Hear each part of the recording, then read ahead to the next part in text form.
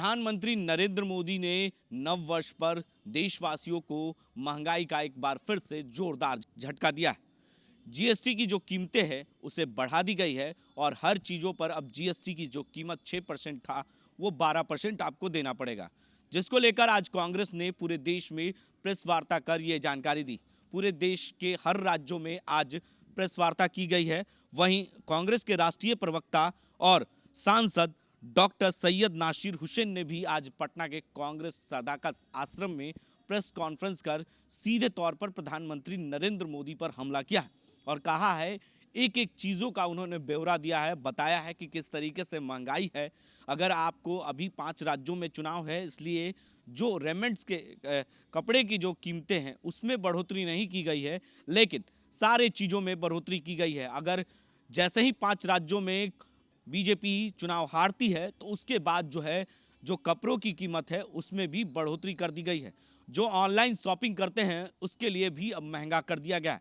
जो आप ऑटो और रिक्शा में सफ़र करते हैं उसमें भी बढ़ोतरी की गई है। ये तमाम चीज़ों को लेकर उन्होंने ज़ोरदार हमला किया है। जो प्रवक्ता हैं, राष्ट्रीय प्रवक्ता हैं और सैयद नासिर हुसैन, उन्होंने ये तमाम जानकारियाँ दी है। वहीं वैष्णो देवी में आज सुबह जो घटना हुई है वो बहुत ही दर्दनाक घटना हुई है। माँ वैष्णो के दरबार में जो लाइन लगने के लिए भगदड़ मची है उसको लेकर भी उन्होंने काफ़ी शोक जताया है और कहा है कि इस तरह की घटना काफ़ी दुखद है।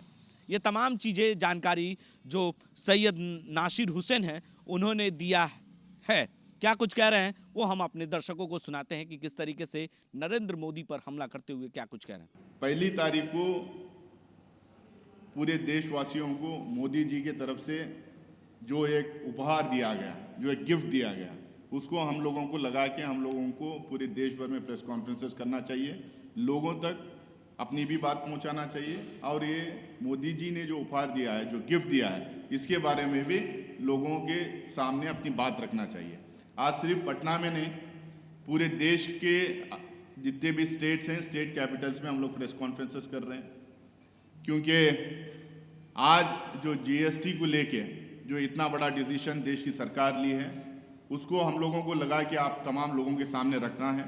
पिछले 1 साल में क्या हुआ, किस तरीके से बेरोजगारी थी, किस तरीके से महंगाई थी, किस तरीके से पेट्रोल डीजल गैस के दामें बढ़ते रहे, किस तरीके से हमारा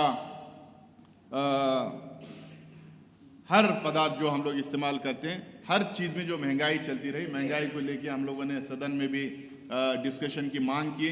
हर जगह जगह हम लोग धरना प्रदर्शन करते रहे पार्टी की तरफ से, लेकिन उसके बावजूद भी हम लोगों को लग रहा है कि सरकार को और ख़ासकर मोदी जी को, नरेंद्र मोदी जी जो गरीबों के वोट लेके, गरीबों के नाम पे जो है कस्में खा के जो सरकार में आए और प्रधानमंत्री बने, कि इतना हंगामा खड़ा करने के बावजूद भी कांग्रेस पार्टी लगातार बोलती रही कि ये समय नहीं है। कोरोना काल के बाद में जिस तरह से हमारे एमएसएमई सेक्टर हो, हमारे गरीब किसान हो, हमारे और छोटे छोटे जो दुकानदार हैं, इन लोगों के ऊपर जिस तरह से मार पड़ी है, उनके पेट पे जिस तरह से मार पड़ी है, उनके बिजनेसेस पे जिस तरह से मार पड़ी है, ऑलरेडी जो है ये लोग पिछले 1-1.5 साल से 2 साल से कोरोना के वजह से ये लोग काफ़ी कष्ट उठा रहे हैं। काफ़ी इनकी स्थिति इतनी ख़राब हो गई कि वो अपना डेली बिजनेस पे वो लोग चला नहीं पा रहे।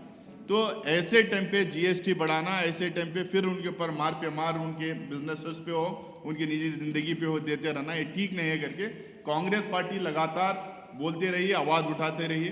और जीएसटी काउंसिल की मीटिंग में भी जितने कांग्रेस शासित स्टेट्स हैं और जितने कांग्रेस जहाँ जहाँ अलायंसेस में हैं, वो तमाम स्टेट गवर्नमेंट्स अपने तरफ से रिटर्न में भी और ऐसे भी जीएसटी काउंसिल में भी ये जितना ये बढ़ाने के, अलग अलग पदार्थों पे बढ़ाने के ये लोग सोच रहे थे, उसके खिलाफ हम लोग खड़े रहे। इसके चलते उन्होंने मात्र टेक्सटाइल्स पे, कपड़ों पे एक डिसीजन उन्होंने डिफर किया है।